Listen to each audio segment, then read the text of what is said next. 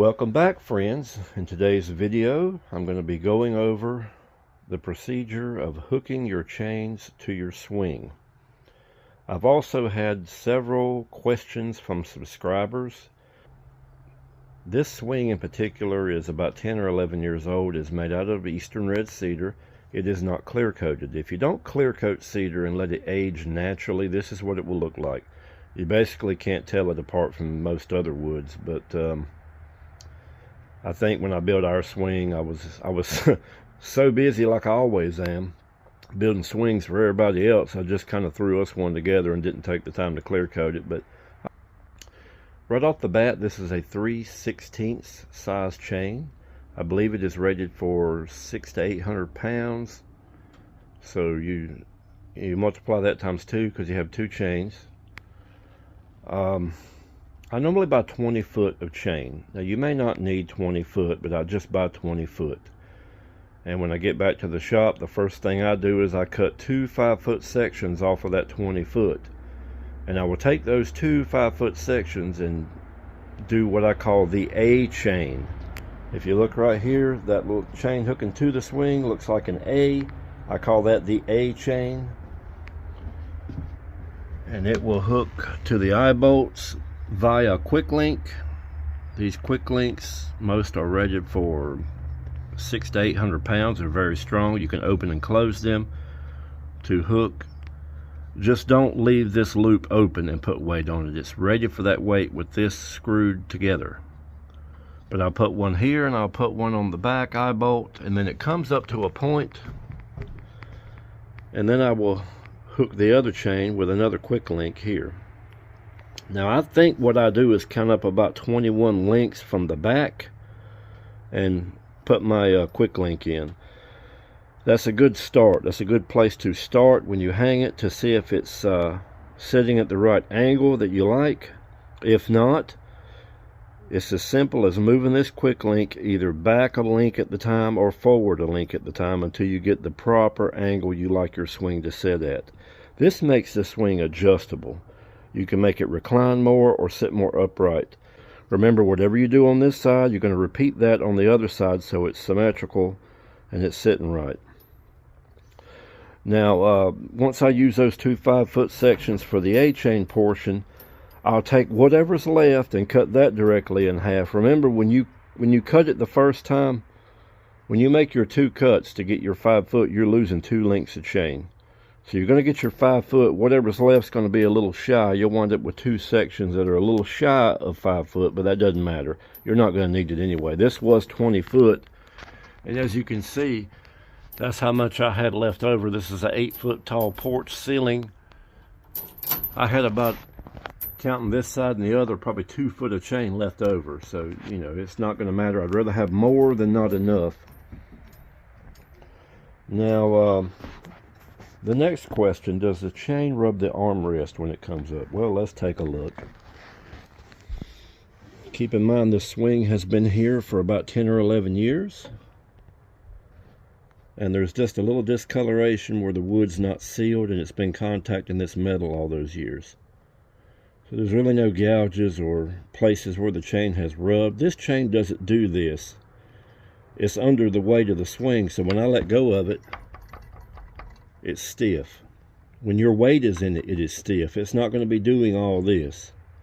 But if you're worried about that, if you got your swing a nice finish on it and you're worried about it getting scuffed up, a simple fix is get you some of these felt furniture pads that go under the legs. They make them out of felt. You can get them out of foam. You can get them made out of rubber.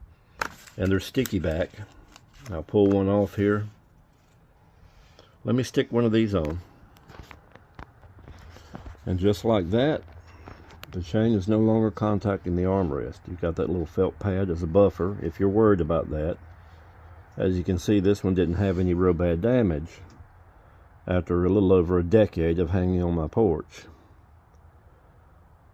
But they make them in different sizes as well. This pack in particular has these really big wide ones in there. You could take your scissors and trim them down to a desired size. They even have those little skinny long ones. It was just a simple fix to it if that bothers you, if that's a concern. Can your hand get pinched by the chain? Well, I'm sitting in the swing right now. I don't run the chains through the armrest because they're armrests. That's why they're called armrests. They're made to put your arms on, not run a chain through. Let's see, my hand's on there. I got plenty of room. Let me just stick my hand in there and see what happens. Let's see. Oh no, my hand's in the chain. Whoa, look, I'm rocking on it. I don't think I need to go to the hospital. Look there, my hand's just fine. But if that's a concern to you, see how rigid the chain is under my weight?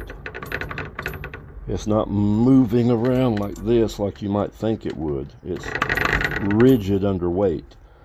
But if you put you one of those felt pad buffers in there, that's going to kind of hold it back a little bit, and maybe there won't be a little tiny pinch point there for your hand. I mean, I'm sticking my edge of my hand in there right now, and that's not hurting me. You really got to be trying if you get your hand caught in there. You're trying to do it if that happens. So that's not a concern I would have about that being a pinch hazard. Well, it got dark on me, but I wanted to come back and add this to the video. When y'all saw me build the 4-foot cedar swing, because you know I like to have exactly whatever I call the swing. This is a 5-footer, so I wanted 5 foot of total seat area. So the overall width is 5 foot, 5, 6-ish, somewhere in there, around 5.5 foot. If you want your swing to be, let's say, 4 foot overall, then you would cut your seat slats 3.5 foot long. So when the added width of the armrest and uprights figure in, you'd wind up with 4 foot overall. Same with any other width. This 5-footer, if you want yours to be 5 foot overall instead of the almost 5'6" that mine is, you would cut these slats 4.5 foot long, and you'd wind up with 5 foot overall. Just to clear any confusion for anybody following my build. The only way that would be beneficial is if you already have ceiling hooks dedicated. You don't want to move them. They're set up for 5 foot overall, 4 foot overall. You'll know that if you follow my build, you'll need to make those adjustments to fit that. And if not, you can see mine's not that bad. The ceiling hooks, I believe I mentioned, are 5 foot 2 inches apart. It's what the original homeowner done. They had a 5 foot overall swing. Mine's almost 5'6". It's not really binding my swing up at all. But you get what I'm saying. If you're going by my build and you're shooting for that exact overall dimensions, just know you have to cut these slats 6 inches shorter than what that maximum overall width is that you want. Or if you follow my build, you'll wind up with a 5.5, a 4.5, or whatever. Let me just say as well, you probably noticed on this swing too that the rear eye bolt, this is one of the older swing styles I used to build, and the only difference in the style, everything is the same as you saw on the swing build, except I used to put the rear eye bolt in the back of the armrest where it made contact. And over the years I noticed that I just figured that was a weak point. It's got more room to flex right there. So a few years back I started putting it in the actual backrest right up here. If you watch the build, it goes back here now. And I'll just put a little block in here to double that thickness so it's got more to hold to. I think it's a lot stronger than being back here where it's got more leverage to bend up as opposed to being right here. So if you notice that, that is the explanation for it. And even on this one, there's no back strap on this swing connecting the rear seat members.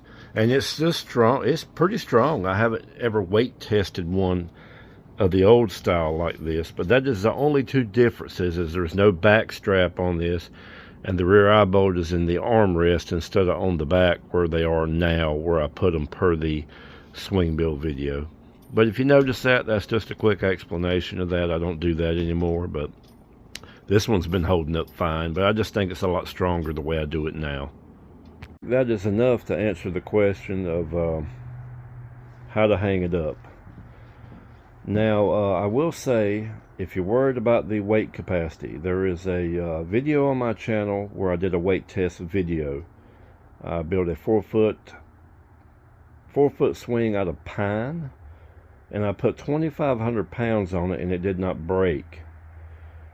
And I know I said in the video I was going to do a second part and try to break the swing, but after talking to a few of my subscribers, we all agreed there was no reason to even go any further. I showed that the swing was very durable for practical use. What's the point in trying to find where it breaks at? I mean, to me, it's just wasted time. And nobody's really reached out and said, hey, we want to see part 2. So I think making a part 2 would just be kind of useless. I mean, that swing survived 2,500 pounds, so we're going to call it and just say it's good enough. So if you want to see that video, go to my page and look for the porch weight test video, and you can watch me put 2,500 pounds and then actually get up there and sit down on top of it. And then afterwards, when I took all the weight off, I got back on it and swung on it, and it was just fine. So, well, friends, with that, I think I'm going to close the video. I think I gave you enough information to answer some of your questions. As far as clear coat, in the video of the porch swing build, I showed you that I use the Helmsman Spar Urethane Clear Gloss. Normally I would touch that back up every 3 years. If it's under a covered porch, it's probably going to last longer out in the weather. Honestly, I would check on it on a yearly basis. I would just look at it, see how it's doing. I've had years where we had extreme weather and it just really destroyed the finish. The weather always wins, my friend. You can't beat the weather. Eventually it will win. But you just got to keep an eye on your finish. I mean, a good basis is every 3 years to touch it up. But there's nothing wrong with doing it yearly. Just give it a light sanding, clean it down, and give it another coat. But anyway, I hope you all had a good Christmas. I wish you all a happy New Year. This is actually New Year's Eve. And I'll catch you on the next one.